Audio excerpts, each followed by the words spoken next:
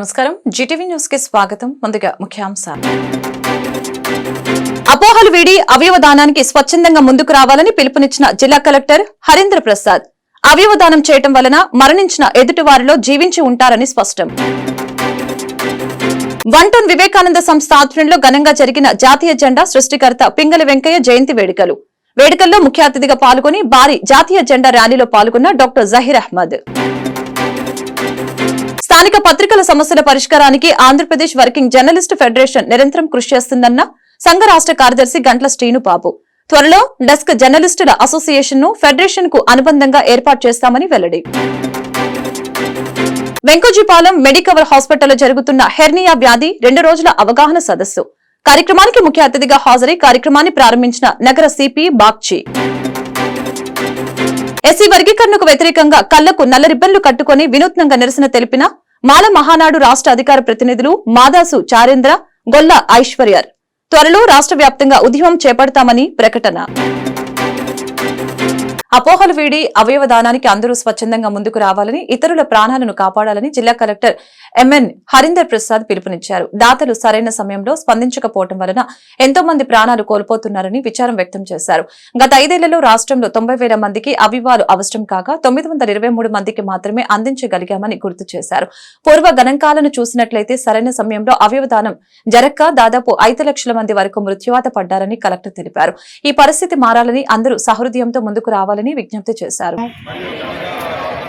దృష్టిలో ఉంచుకొని మరణానంతరం అవయవాలు మరియు కణజాలాలను దానం చేస్తానని,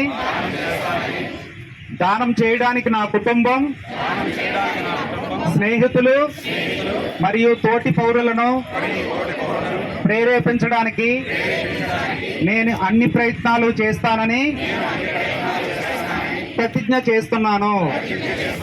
ఉద్దేశంతో ఈ ర్యాలీ అనేది నిర్వహించడం జరుగుతున్నది.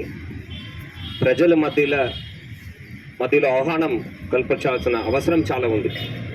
చాలామందికి దీనివల్ల ఒక ప్రాణాన్ని పోషించే అవకాశం ఉంది అని తెలుస్తూ కూడా వాళ్ళు ముందుకు రావడం లేదు. ఎందుకంటే వాళ్ళు కొన్ని అపయోగాలు ఉన్నాయి. ఇది కరెక్ట్గా జరుగుతాయా, సరైన వ్యక్తికి మనము ఆర్గన్ చేర్చగలమా, అదేవిధంగా దీనివల్ల వాళ్ళకు జరిగే మేలు గురించి కూడా సరైన అవగాహన లేదు.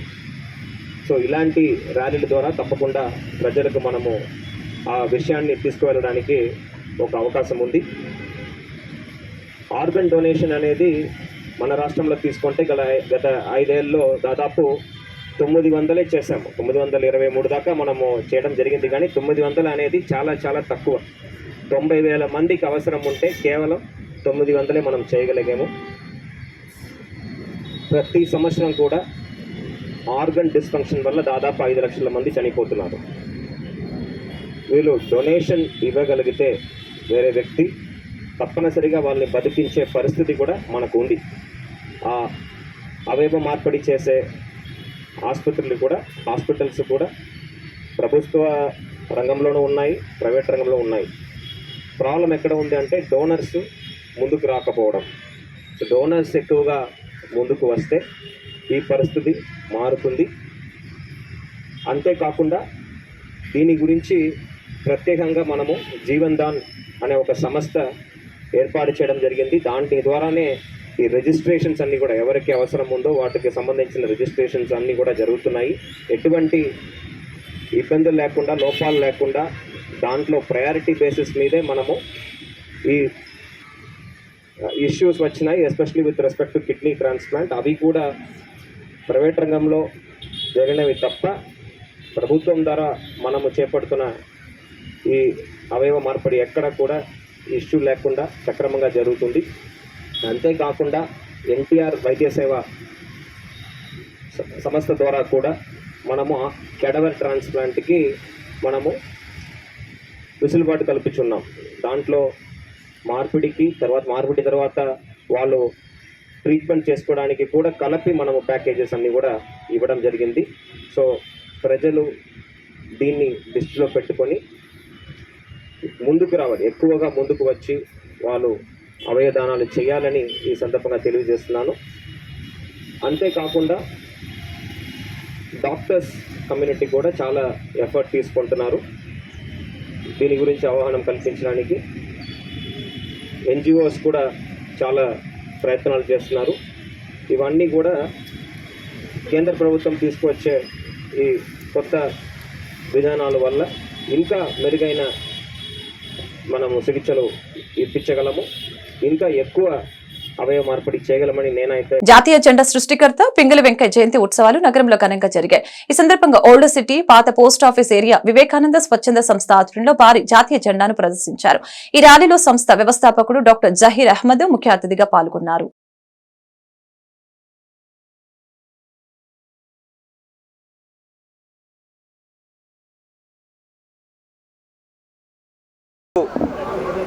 భారతదేశం అంతా కూడా పింగళి వెంకయ్య గారి 148వ జన్మదినోత్సవాన్ని ఒక మహానుభావుడు కృష్ణా జిల్లాలో మచిలీపట్నం ప్రాంతంలో ఒక కుగ్రామంలో జన్మించి 19 సంవత్సరాల్లోనే మహాత్మా గాంధీ గారిని కలిసి జాతీయ స్వాతంత్ర ఉద్యమంలో పాల్గొన్న మహామనిషి పింగళి వెంకయ్య గారు. ఆ తర్వాత ఉన్నత విద్య అభ్యసించి ఒక జియాలజిస్ట్గా, ఒక అగ్రికల్చరిస్ట్గా పత్తి వెంకయ్య అని, డైమండ్ వెంకయ్య అని అనేక రూపాంతరాలు చెందిన మనిషి పింగళి వెంకయ్య. ఆయన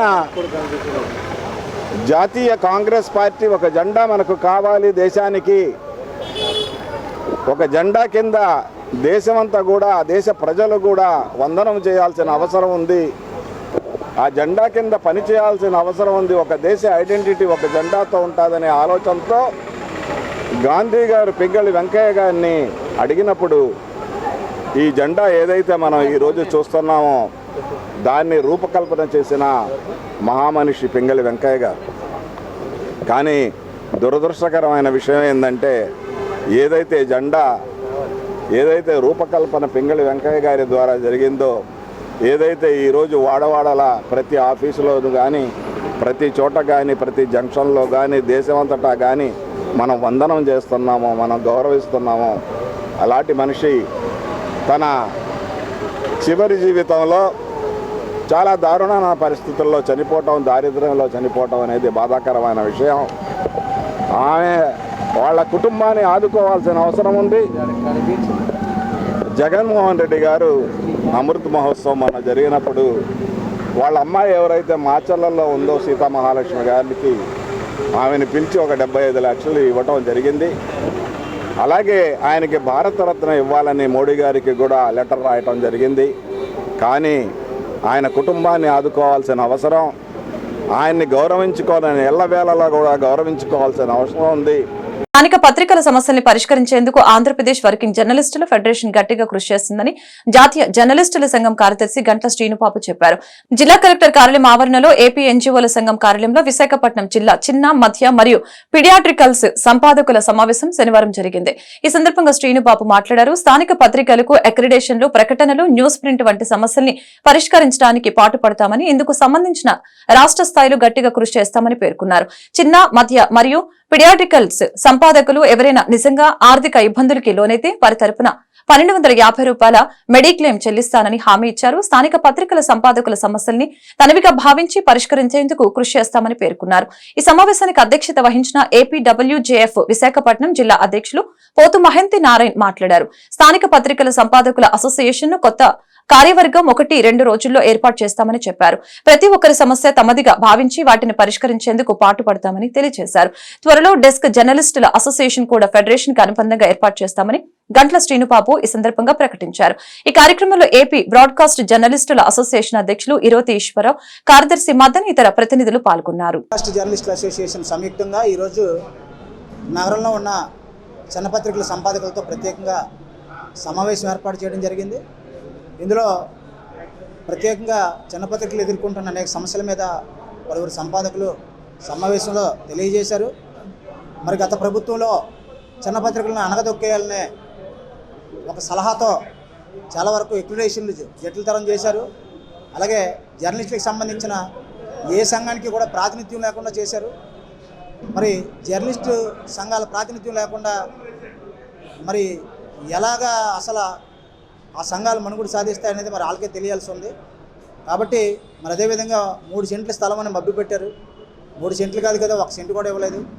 ఇవన్నీ కూడా దరఖాస్తులు నోటరీలు పెట్టి జర్నలిస్టులు ఉన్న డబ్బులు కూడా ఖర్చు పెట్టుకున్నారు. చాలామంది 1 సెంటు 2 సెంట్ల స్థలాలు తిరిగి వెనక్కి ఇచ్చేశారు. కాబట్టి జర్నలిస్టులు అందరూ కూడా దుర్భర పరిస్థితులు ఎదుర్కొంటున్నారు. మరి కూటమి ప్రభుత్వం అధికారంలోకి వచ్చింది. ప్రత్యేకంగా ముఖ్యమంత్రి చంద్రబాబు నాయుడు గారికి, అదేవిధంగా ఉప ముఖ్యమంత్రి పవన్ కళ్యాణ్ గారికి మన కష్ట నష్టాలు తెలియనివి కావు. అనేక సందర్భాల్లో వారు మన సమస్యలను వారే ప్రతిపక్షంలో ఉన్నప్పుడు నేరుగా ప్రస్తావించి జర్నలిస్టులకు జరుగుతున్న అన్యాయాన్ని కూడా వాళ్ళు విశదీకరించి చెప్పారు. పవన్ కళ్యాణ్ గారు కూడా పలు సమావేశాలకు వచ్చినప్పుడు కూడా జర్నలిస్టులు చాలా నష్టపోయారని కూడా వివరించారు. చంద్రబాబు నాయుడు గారు సుదీర్ఘ అనుభవశాలి. చాలామంది జర్నలిస్టులతో ఆయనకి సన్నిహిత సంబంధాలు ఉన్నాయి. కాబట్టి ఇప్పుడు జర్నలిస్టులు అంతా కూడా అయోమయంలో ఉన్నారు. కనీసం ఎక్రిడేషన్ పొందే భాగ్యం కూడా లేదు. అలాగే హెల్త్ ఇన్సూరెన్స్ కూడా 1200 కట్టలేని వారు ఉన్నారు. మరి దీంతోపాటు కమిటీలకు ప్రాతినిధ్యం లేదు. ఎవరైనా దాడి చేస్తే అటాక్స్ కమిటీ లేదు, ఒక ఎక్రిడేషన్ కమిటీ లేదు, ఒక వెల్ఫేర్ కమిటీ లేదు. కాబట్టి జర్నలిస్టులకు ఏదైతే తమ న్యాయమైన డిమాండ్లు ఉన్నాయో వాటిని ప్రభుత్వం దృష్టికి తీసుకెళ్లాలని, దానికి ముఖ్యమంత్రి గారు ఉప ముఖ్యమంత్రి గారు సానుకూలంగా స్పందించి అర్హులైన సంఘాలకి కమిటీల్లో ప్రాతినిధ్యం కల్పించాలని, ఎక్రిడేషన్ ప్రక్రియ సులభతరం చేయాలని, హెల్త్ ఇన్సూరెన్స్ అందరికీ కూడా ప్రభుత్వమే చెల్లించాలని, ప్రమాద బీమా సదుపాయం కల్పించాలని, జర్నలిస్టులకు ఇల్లు కాకుండా ఇళ్ళ స్థలం ఇచ్చినట్లయితే ఉపయోగకరంగా ఉంటుందని. ఎందుకంటే ఇల్లు అన్నామంటే ఆ ఇల్లు గతంలో కూడా బీపీఎల్ ఫ్యామిలీస్కి ఇచ్చినప్పుడు మీకు ఇల్లు కాదు ఇళ్ళ స్థలం ఇస్తాము, కాబట్టి మీకు జర్నలిస్టుల కన్నా 1 సెంటు ఎక్కువ స్థలం ఇస్తామని చెప్పేసి గత ప్రభుత్వం విధి విధానాలు రూపకల్పన చేసి జీవో జారీ చేసింది. మేము కోరిన కోరికలు ఏమీ కూడా కొత్త కోరికలు కాదు, ఇవన్నీ కూడా గత 10 ఏళ్ళు బట్టి ఉన్న డిమాండ్లే. గత ప్రభుత్వాలు అన్నీ చెప్పినవే, మేనిఫెస్టోలో పెట్టినవే. కాబట్టి ప్రధానంగా చిన్న పత్రికలకు సపోర్ట్ లేని తరుణంలో వాళ్ళు కూడా మనుగడ సాధించాలన్నా, వాళ్ళ పత్రికలు నడపాలన్నా, సమాజంలో భాగస్వామ్యం కావాలన్నా ఖచ్చితంగా వారికి కూడా న్యాయం జరగాలి. కూటమి ప్రభుత్వం మీద నమ్మకం ఉంది. ఖచ్చితంగా మరి గత 10 ఏళ్ళు అనుభవించిన కష్టాలన్నీ కూడా వారికి తెలుసు. కాబట్టి ఈసారైనా సరే జర్నలిస్టుల న్యాయమైన డిమాండ్లు ఇవేమి గుంతమ్మ కోరికలు కాదు. ఈ సమస్యలను మేము జిల్లా కలెక్టర్ ద్వారా అన్ని జిల్లాల నుంచి కూడా రాష్ట్ర ప్రభుత్వానికి నివేదిస్తాం. మా రాష్ట్ర కార్యవర్గం కూడా దీనికి సంబంధించి ముఖ్యమంత్రి ఉప ముఖ్యమంత్రి గారితో త్వరలో సమావేశం ఏర్పాటు చేసుకున్నాం. కాబట్టి వారి సమయం కేటాయించినప్పుడు వెళ్ళి మన కష్ట నష్టాలన్నీ కూడా వారికి తెలియజేసుకుంటూ లాభాపేక్ష లేదు, వీలైనంత వరకు మెడికవర్ హాస్పిటల్ వెంకోజీపాలెం విశాఖపట్నంలో ఆగస్టు 3, 4 తేదీల్లో హెర్నియా వ్యాధిని ఉద్దేశించి 2 రోజుల సదస్సు కొనసాగుతుంది. ముఖ్య అతిథిగా విశాఖపట్నం పోలీస్ కమిషనరేట్ ఏసీపీ దిశ సిహెచ్ వివేకానంద పాల్గొని జ్యోతి ప్రజ్వలనతో కార్యక్రమాన్ని ప్రారంభించారు. ఈ సదస్సులో వివిధ రాష్ట్రాల నుంచి సుమారు 300 మంది సర్జన్స్ ఈ సదస్సులో పాల్గొన్నారు. హెచ్ఓడి మరియు chief consultant general and laparoscopic surgeon doctor K Tirumala Prasad ఆధ్వర్యంలో ఈ కాన్ఫరెన్స్ ఓపెన్ ఆపరేషన్స్ పాత ట్రెడిషన్ ని పక్కన పెట్టి లేటెస్ట్ రోబోటిక్ టెక్నాలజీతో చేసే విధానం ఇప్పుడు వస్తున్న యంగ్ సర్జన్స్ కి ఉపయోగపడుతుందని తెలిపారు. హెర్నియా లైవ్ ఆపరేటివ్ నిర్వహించి ప్రస్తుత కొత్త శస్త్రచికిత్స విధానాన్ని తెలియజేశారు. హెర్నియా సమస్యకు సర్జరీ చక్కటి మార్గమని, హెర్నియా సమస్యను గుర్తించకుండా అజాగ్రత్త చేస్తే అది ప్రాణానికి సమస్యగా మారుతుందని తెలిపారు. నేను డాక్టర్ తిరుమల ప్రసాద్. అయితే ఈరోజు ఈ ఆగస్ట్ 3, 4 2 days హెర్నియా కాన్ఫరెన్స్ ఒకటి చేస్తున్నామండి. దీనివల్ల ఏంటంటే ఓపెన్ ఆపరేషన్స్ అంటే కుట్లేసి ఆపరేషన్స్, పాత ట్రెడిషనల్ గత 30 ఏళ్ళుగా లాప్రోస్కోపిక్ ఆపరేషన్స్, రీసెంట్గా వచ్చిన రోబోటిక్ ఆపరేషన్స్ అన్నిటి గురించి విపులంగా ఒక్కొక్క ఏరియాలో ఒక్కొక్క హెర్నియా వస్తుందండి. గజ్జల్లో రావచ్చు, బొడ్డు దగ్గర రావచ్చు, పైన రావచ్చు, ఆపరేషన్ అప్పుడు రావచ్చు, పుట్టిన వెంటనే రావచ్చు, ఏ కారణం వలన రావచ్చు. దానివల్ల ఏంటంటే పెద్ద బుడగలాగా వస్తుంది. హెర్నియా అనే దానికి ట్రీట్మెంట్ ఆపరేషన్ అనమాట. There is no other go. బాగా ఫిట్ అయితే మాత్రం ఆపరేషనే, లేకపోతే ఏంటంటే ఒక బెల్ట్ లాంటిది పెట్టుకొని కొంతకాలం గడపవచ్చు అనమాట. Naidu, Indian medical association Andhra Pradesh రాష్ట్ర అధ్యక్షుని. తిరుమల ప్రసాద్ గారు దీని గెస్ట్ ఆఫ్ ఆనర్గా హెర్నియా వర్క్షాప్కి ఇన్వైట్ చేయడం జరిగింది. యాక్చువల్గా ఓల్డెన్ డేస్ ఇప్పుడు సార్ చెప్పినట్టుగా ఓల్డెన్ డేస్ నుంచి ఇప్పుడు పోల్చుకుంటే అప్పుడు కుట్లు వేసే ఆపరేషన్ చాలా ఎక్కువ రోజులు స్టేజ్ వచ్చేది. బట్ రీసెంట్గా ఈ డెవలప్మెంట్స్తో hospital almost day care surgery అయిపోయింది. హెర్నియా అనేది 1 డేలో వాళ్ళు వితౌట్ స్టిచెస్ లేకుండా చక్కగా హెర్నియా చేస్తారు. హెర్నియాకి మెడికల్ ట్రీట్మెంట్ లేదు, సార్ చెప్పినట్టుగా మెడికల్ ట్రీట్మెంట్ లేదు, ఓన్లీ ఆపరేషన్ మాత్రమే. కాబట్టి హెర్నియా ద్వారా వచ్చే ఫర్దర్ కాంప్లికేషన్ ప్రివెంట్ చేసుకోవడానికి డెఫినెట్గా ప్రజలందరూ కొంచెం దగ్గరున్న సర్జికల్ కన్సల్టెంట్కి వెళ్ళి ఈ ఫర్దర్ కాంప్లికేషన్ రాకుండా ఈ ఆపరేషన్ చేయించుకోవాలి. ఇలాంటి లైవ్ వర్క్షాప్స్ అంటే ఈ హెర్నియా లాంటి ఇక్కడ వర్క్షాప్ సార్ పెట్టారు, తిరుమలప్రసాద్ గారు కండక్ట్ చేస్తున్నారు. ఇవి డెఫినెట్గా యంగ్ సర్జన్స్కి ఉపయోగపడుతుంది. అట్ ద సేమ్ టైం ప్రజలకు కూడా డే కేర్ సర్జరీలో అవుతుంది. At the same time less invasive అంటారు, అంటే బాడీ మీద ఎక్కువ కుట్లు లేకుండా జస్ట్ హోల్స్లో ఉండి లెస్ ఇన్వేజివ్ సర్జరీస్ అవుతున్నాయి. కాబట్టి ఈ ప్రజలు కూడా తెలుసుకోవాలంటే హెర్నియా అనేది డెఫినెట్గా ప్రీవియస్లో చాలా ఇబ్బందులు పడేవారు. ఇప్పుడైతే ఈ అడ్వాన్స్డ్ టెక్నాలజీ రోబోటిక్ కానీ ల్యాప్రోస్కోపిక్ వల్ల హెర్నియాస్ కూడా చాలా ఈజీగా చేస్తున్నారు, 1 డేలో ఇంటికి పంపిస్తున్నారు. కాబట్టి ఇలాంటి వర్క్షాప్స్ అన్నీ కూడా డెఫినెట్గా యంగ్ సర్జన్స్ అందరూ యూటిలైజ్ చేసుకొని వాళ్ళ ఏరియాలో మంచి ప్రాక్టీస్ చేసుకుంటూ ప్రజలకు మంచి సర్వీస్ ఇవ్వాలని ఐఎంఏ ద్వారా కోరుకుంటున్నాను. గుడ్ మార్నింగ్ అండి, నేను doctor Arun Kumar, centre head of Medicover hospitals, MVP, Visakhapatnam. ఈ హెర్నియా అనేది సర్వసాధారణమైన డిసీజ్ అండి. ఒక అబ్డామిన్ ప్రొట్రూజన్ వల్ల ఈ హెర్నియా ఏర్పడుతుంది. ఇది పూర్వం రోజుల్లో 2-3 ప్రొసీజర్లే ఉండేవండి, కానీ ఇప్పుడు చాలా అడ్వాన్స్డ్ టెక్నిక్స్ అన్నీ వచ్చేసాయి. అంటే ఒక ఓపెన్ సర్జరీ నుండి రోబోటిక్ దాకా చేరుకుందండి. సో ఈ ఫెంటాస్టిక్ ప్రోగ్రామ్ని అరేంజ్ చేసింది doctor Tirumalaprasad sir. So he's the chief surgeon. So he arrange this 2 days CME program with 4 credit hours, sir. So thank you sir. SC వర్గీకరణ ప్రతిపాదనను వ్యతిరేకిస్తూ రాష్ట్ర వ్యాప్తంగా ఉద్యమం చేపడతామని మాల మహానాడు రాష్ట్ర అధికార ప్రతినిధి మాదాసు చారేంద్ర గొల్ల ఈశ్వరరావు హెచ్చరించారు. అందులో భాగంగా పెందుర్తిలో అంబేద్కర్ విగ్రహానికి పూలమాలలు వేసి నివాళులర్పించారు. నల్ల రిబ్బన్లను కళ్ళ కట్టుకుని వినూత్నంగా నిరసన కార్యక్రమం చేపట్టారు. అనంతరం ఆయన మీడియాతో మాట్లాడుతూ ఎస్సీ వర్గీకరణకు వ్యతిరేకంగా మోడీ, రేవంత్ రెడ్డి సర్కారులపై తిరుగుబాటుకు సిద్దం కావాలని సుప్రీంకోర్టు తీర్పుకు వ్యతిరేకంగా పోరాటం చేయాలని పిలుపునిచ్చారు. వర్గీకరణపైన సుప్రీంకోర్టు తీర్పు రాజ్యాంగ వ్యతిరేకమని తెలిపారు. ఆర్టికల్ 341 నిబంధనల్ని ధిక్కరించి బీజేపీ మోడీకి అనుకూలంగా తీర్పు ఇచ్చారని తెలిపారు. బీజేపీ, ఎన్డీఏ, కాంగ్రెస్, యూపీఏ రాజకీయ ప్రయోజనాలకు అనుగుణంగా సుప్రీంకోర్టు ఈ తీర్పు ఇవ్వడం దారుణమని తెలిపారు. ఈ మీడియా సమావేశంలో మువ్వల రమణ, అప్పారావు, నూకరాజు, శ్రీను తదితరులు పాల్గొన్నారు.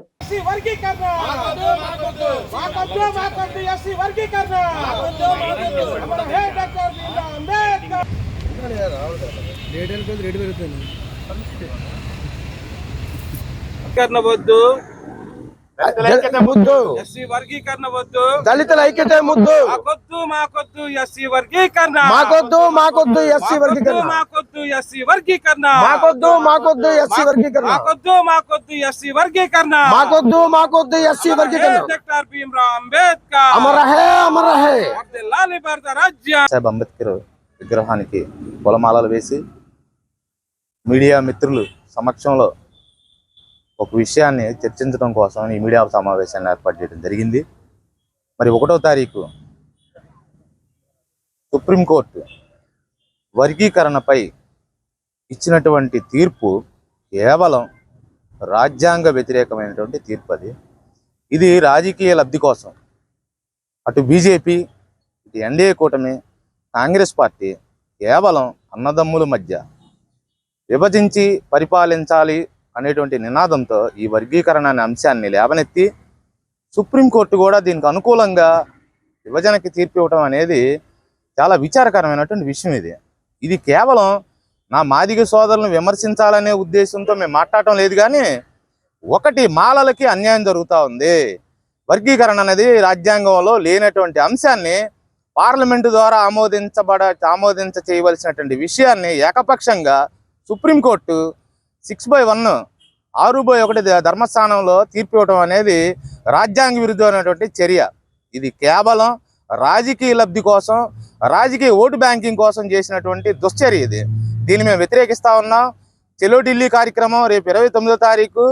ప్రతి ఒక్క మాల సోదరులకి నా విజ్ఞప్తి, ఇందులో మాలలో ఉత్తమమైనటువంటి మరి ఉద్యోగ బాధ్యతలు ఉన్నారు, విద్యావంతులు ఉన్నారు, రాజకీయవేత్తలు ఉన్నారు. సిగ్గుపడండి. ఈ విషయాన్ని నేను మీ సభాముఖంగా తెలియపరుస్తున్నటువంటి విషయం ఏంటంటే, ఈరోజు నా మాల సోదరులు జరుగుతున్నటువంటి అన్యాయం పట్ల కనీసం ఉన్నటువంటి మాల నాయకులు చాలామంది మరి ముందుకొచ్చి మాట్లాడుతూ ఉన్నారు. మిగతా వాళ్ళు కూడా ముందుకు రండి, జరుగుతున్నటువంటి అన్యాయాల్ని, రాజ్యాంగ వ్యతిరేకంగా జరుగుతున్నటువంటి అన్యాయాల్ని ప్రశ్నించే దిశగా ప్రతి ఒక్కరు ముందుకు రావాలి. ఇది కేవలం రాజకీయ చరిత్ర, రాజకీయ చదరంగం లాగా చేస్తూ ఉన్నారు. ఇది చాలా విచారకరమైన విషయం. దీని పట్ల మేము బాధాకరమైన విషయాన్ని తెలియపరుస్తూ ఉన్నాం.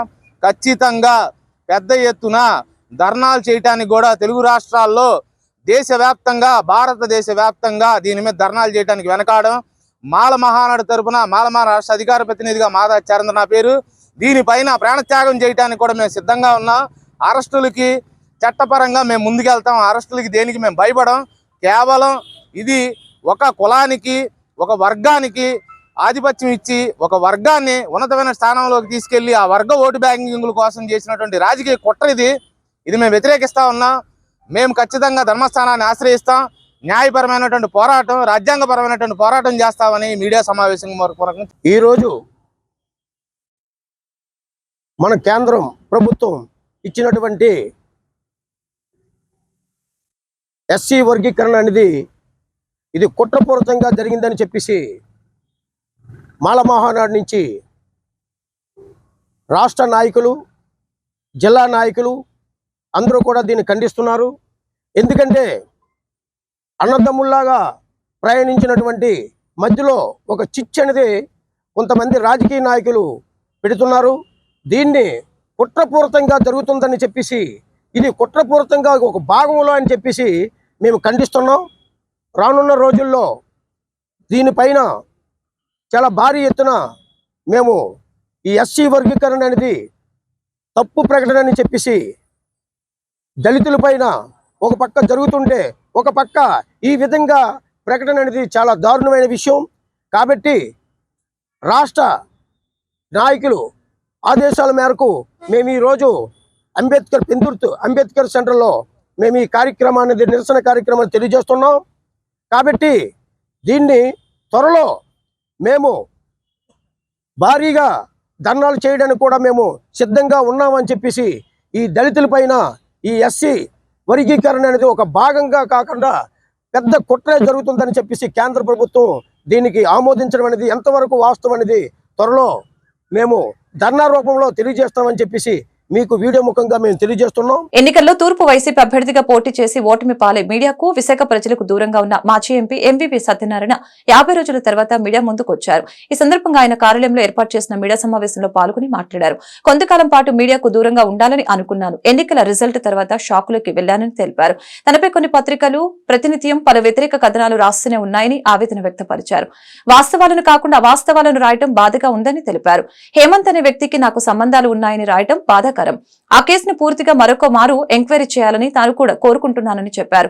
కిడ్నాపర్ హేమంత్ కి నాకు ఉన్న సంబంధాలు వ్యక్తపరుస్తూ హేమంత్ అనే వ్యక్తికి నేను 12 స్థలాలు, 5 కార్లు, 5 విల్లాలు ఆస్తులు ఇచ్చినట్లు కథనాలు రాస్తున్నారు. ఇది ఆవేదనగా ఉందని తెలిపారు. కిడ్నాప్ వ్యవహారంలో రీఓపెన్ చేసి దర్యాప్తు చేయాలని కోరుతున్నట్లు తెలిపారు. ఎలక్షన్ అయిన తర్వాత ముఖ్యంగా ఒక 4వ తారీఖు తర్వాత మేమంతా ఒక షాకులోకి వెళ్ళిపోయాం. ఆ షాకు నుంచి ఇంకా పూర్తిగా తేరుకున్న పరిస్థితి కూడా లేదు. కాబట్టి కొన్ని కారణాల వలన కొంచెం దూరంగా ఉండటం జరిగింది. సో ఏదైనప్పటికీ కూడా కొన్ని వార్తలు రోజు మా గురించి రాస్తూ ఉన్నారు. రాసినా సరే ఆ వార్తలను చూసి సరే ఏదో రాసుకునే లేదు, ఏ రాసుకుంటే మనకేమైంది రాసుకొని అని చెప్పేసి నేను వాటి గురించి చూసి కూడా బాధపడినా బాధపడకపోయినా దాని గురించి చూస్తూ ఉన్నాం, చూసి ఏం మాట్లాడకుండా ఉన్నాం. కానీ అది రోజు రోజుకి వాస్తవాలు కాని అవాస్తవాలు కూడా వాస్తవాల కింద ప్రజలకి ఇంజెక్ట్ చేసి నమ్మించే పరిస్థితి కూడా ఈరోజు తీసుకొస్తే చాలా బాధ కలిగిన పరిస్థితిలో ఈరోజు ప్రెస్ మీట్ పెట్టడం జరిగింది. నా కుటుంబ సభ్యులు, నా భార్య, నా కుమారుడు ఇద్దరినే మా స్నేహితులు, మా చార్టెడ్ అకౌంటెంట్ జీవి గారిని 48 గంటల పాటు చిత్రహింసలు పెట్టి వాళ్ళని చావు వరకు తీసుకెళ్ళి చివరికి వాళ్ళిద్దరిని వెనకాల సీట్లో కూర్చోబెట్టి నా కుమారుడిని వెనకాల కారు డిక్కీలో పడుకోబెట్టి సినిమా పక్కీలో అతను కిడ్నాప్ చేసిన వ్యవహారాన్ని అయ్యో పాపం అంటం పోయి దాన్ని ఇంకా కూడా రాళ్ళతో కొట్టి దీని వెనకాల ఏముందో, ఏం కుట్రకోణం ఉందో అని చెప్పేసి ముందుకు తీసుకెళ్లి కార్యక్రమాన్ని చాలా బాధ కలిగించింది. ఈరోజు కూడా ఎలక్షన్లు అయినాయి, ఓట్లు వేశారు, గెలిచిన వాళ్ళు గెలిచారు, ఓడిన వాళ్ళు ఓడారు, అయిపోయింది, రాజకీయం అయిపోయింది, ఎవరి పనులు వాళ్ళు చేస్తారు. గెలిచిన పార్టీలు ఇచ్చిన హామీల మీద దృష్టి పెట్టాలి, ఓడిన పార్టీలు ఇచ్చిన హామీలు అమలు చేసే దాని మీద వాళ్ళని క్వశ్చన్ చేయాలి. అవన్నీ పక్కన పెట్టి వ్యక్తిగత ప్రతిష్టని దెబ్బతీసే విధంగా, వ్యక్తిగతంగా కక్ష తీర్చుకునే విధంగా రకరకాలుగా వార్తలు ప్రచారం చేస్తూ ఉన్నారు. దానికి నేను బాధతో ఈరోజు ఈ ప్రెస్ మీట్ పెట్టడం జరిగింది. ముఖ్యంగా విశాఖ ఎంపీ చుట్టూ బిగుస్తున్న ఉచ్చు. ఈరోజు ఒక ప్రముఖ దినపత్రిక ఈనాడులో ఈరోజు వార్త రావడం జరిగింది. అదేవిధంగా నిన్న మొన్న ప్రశ్నల వర్షం, ఎంవివి కుటుంబ సభ్యులు కిడ్నాప్ మిస్టరీపై పోలీసులు గురి. సరే, ఇప్పుడు నేను ఒకటే అడుగుతా ఉన్నా, దీంట్లో వీళ్ళ రాసిన దాంట్లో సారాంశం ఏంటంటే, ఫస్ట్ నుంచి చాలా రోజుల నుంచి చాలాసార్లు చెప్పుకొస్తూ ఉన్నారు, నేను పట్టించుకోలేదు దానికోసం. హేమంత్కి నాకు ఏదో సంబంధాలు ఉన్నాయని, హేమంత్తో నేనే కొన్ని వ్యవహారాలు సెటిల్మెంట్లు చేయించానని, దాని వలన అతనికి నాకు ఫైనాన్షియల్గా ప్రాబ్లం ఏదో డిస్టర్బెన్సెస్ వచ్చి అతని మీద నాకు కక్ష కట్టి నా కుటుంబాన్ని కిడ్నాప్ చేశాడని డబ్బుల కోసం చెప్పుకుంటూ వచ్చారు. సరే, ఎవరికి నచ్చిన స్టోరీలు వాళ్ళు రాసుకున్నారు. దాంట్లో వాస్తవాలు ఏంటో మాకు తెలుసు, బాధపడిన కుటుంబానికి తెలుసు, మా భార్యకి తెలుసు, మా కుమారుడికి తెలుసు, మా స్నేహితులు జీవి గారికి తెలుసు. ఆ బాధ ఎంత పెయిన్ఫుల్గా ఉంటుందో, ఏ రకంగా వాళ్ళ ప్రాణాలు పోయి చచ్చి బతికి వచ్చారనేది వాళ్ళకి తెలుసు, ఆ బాధ అనిపించిన వాళ్ళకి తెలుసు. సరే, జరిగింది ఏదో జరిగింది, మన కర్మ అనుకున్నాం, బాధ అనుకున్నాం, అయిపోయింది అది అయిపోయింది.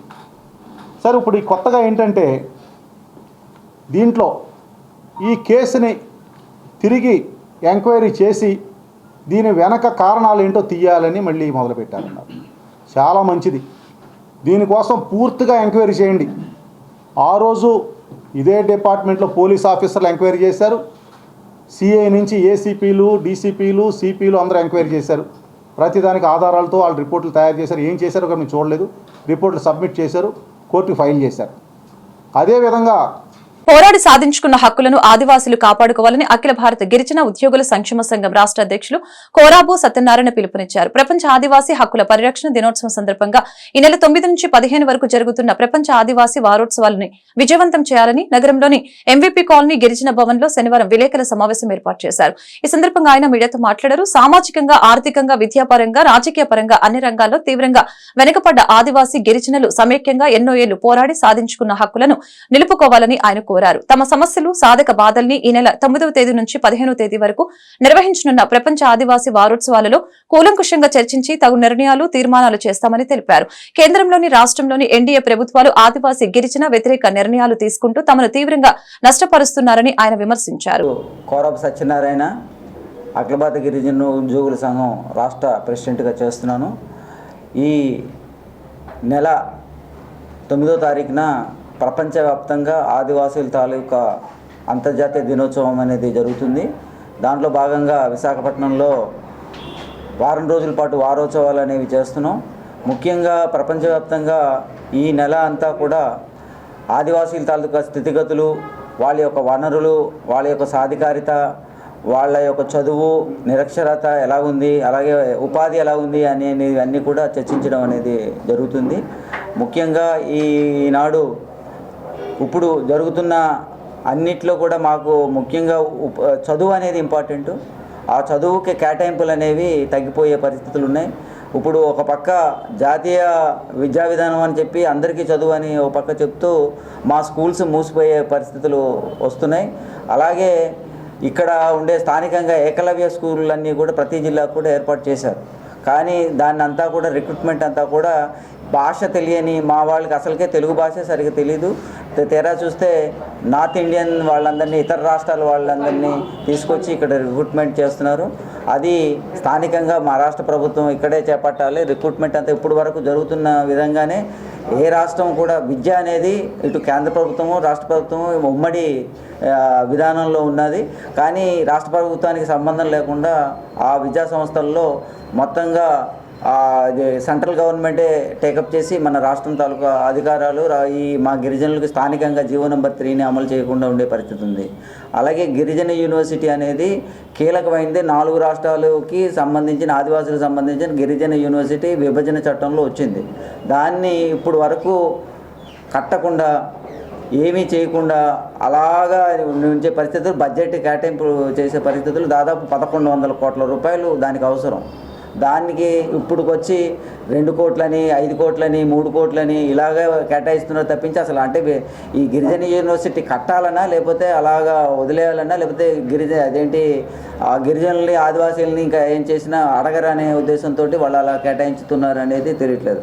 అలాగే మాకు పోలవరం అనేది మాకు మొత్తంగా జాతీయ ప్రాజెక్ట్ అని కొంత, లేకపోతే ఇతర ప్రాజెక్టులని కొంత, మేము కట్టేస్తామని ఎంత అయిపోయిందని ఆల్రెడీ డబ్బులు ఇచ్చేసామని ఇలా రకరకాలుగా చెప్పారు. కానీ మా ఆదివాసీలకి 2 లక్షల మందికి ఏం చేశారనేది ఇప్పుడుకొచ్చి ఏమీ తెలియని పరిస్థితి.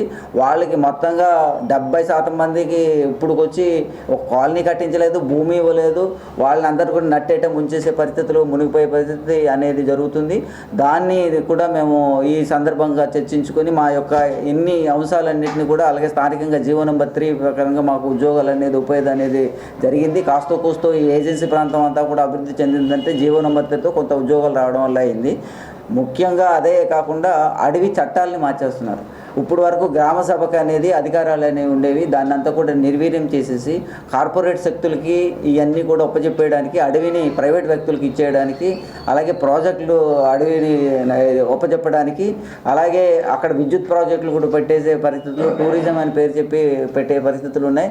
అది ఇక్కడ ఏంటంటే మా దురదృష్టకరమైన ఏంటంటే ఇక్కడేమో ఇద్దరు అపోజిషన్ పార్టీ రూలింగ్ పార్టీ దెబ్బలాడుకుంటాయి, కేంద్రానికి వెళ్ళేసరికి మా చట్టాల మీద అందరూ మద్దతు ఇచ్చే పరిస్థితి మార్చేస్తుంటే, మా హక్కుల్ని హరిస్తుంటే వీళ్ళెవరు మాట్లాడలేని పరిస్థితులు ఉన్నాయి. ఇప్పుడు అలాగే కొత్త కులాలను చేసే ఇప్పుడు కొత్తగా ఏం చేశారంటే ఫ్యాషన్ అయిపోయింది.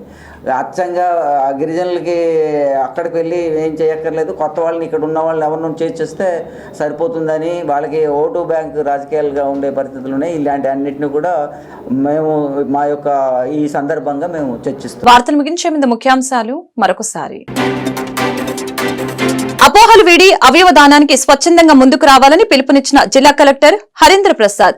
అవయవ దానం చేయటం వలన మరణించిన ఎదుటివారిలో జీవించి ఉంటారని స్పష్టం. 1 టౌన్ వివేకానంద సంస్థ ఆధ్వర్యంలో ఘనంగా జరిగిన జాతీయ జెండా సృష్టికర్త పింగళి వెంకయ్య జయంతి వేడుకల్లో ముఖ్య అతిథిగా పాల్గొని భారీ జాతీయ జెండా ర్యాలీలో పాల్గొన్న డాక్టర్ జహీర్ అహ్మద్. స్థానిక పత్రికల సమస్యల పరిష్కారానికి ఆంధ్రప్రదేశ్ వర్కింగ్ జర్నలిస్టు ఫెడరేషన్ నిరంతరం కృషి చేస్తుందన్న సంఘ రాష్ట్ర కార్యదర్శి గంట్ల శ్రీనుబాబు. త్వరలో డెస్క్ జర్నలిస్టుల అసోసియేషన్ ను ఫెడరేషన్ కు అనుబంధంగా ఏర్పాటు చేస్తామని వెల్లడి. వెంకోజీపాలెం మెడికవర్ హాస్పిటల్లో జరుగుతున్న హెర్నియా వ్యాధి 2 రోజుల అవగాహన సదస్సు కార్యక్రమానికి ముఖ్య అతిథిగా హాజరై కార్యక్రమాన్ని ప్రారంభించిన నగర సిపి బాగ్చి. ఎస్సీ వర్గీకరణకు వ్యతిరేకంగా కళ్లకు నల్ల రిబ్బన్లు కట్టుకుని వినూత్నంగా నిరసన తెలిపిన మాల మహానాడు రాష్ట్ర అధికార ప్రతినిధులు మాదాసు చారేంద్ర, గొల్ల ఐశ్వర్యర్. త్వరలో రాష్ట్ర వ్యాప్తంగా ఉద్యమం చేపడతామని ప్రకటన. వార్తలు ఇంతటితో సమాప్తం. మరొక బులెటిన్లో మళ్ళీ కలుద్దాం. నమస్కారం.